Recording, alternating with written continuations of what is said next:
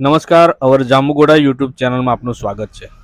પ્રધાનમંત્રી નરેન્દ્રભાઈ મોદીજીના હર ઘર તિરંગા અભિયાનના આહવાનને ચિરતાર્થ કરતા જાંબુગોડા ખાતે આજે હાલોલ વિધાનસભાના ધારાસભ્ય જયદ્રથસિંહજી પરમારની વિશેષ ઉપસ્થિતિમાં ત્રિરંગા યાત્રા યોજવામાં આવી।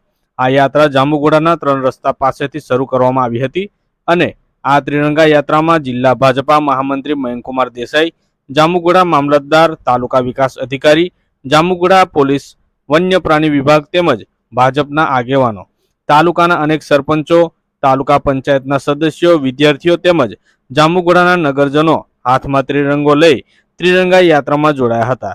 જ્યારે આ યાત્રામાં જાંબુગોડા નગરમાં ફરી જાંબુગોડા મામલતદાર ઓફિસ ખાતે પૂર્ણ કરવામાં આવી હતી।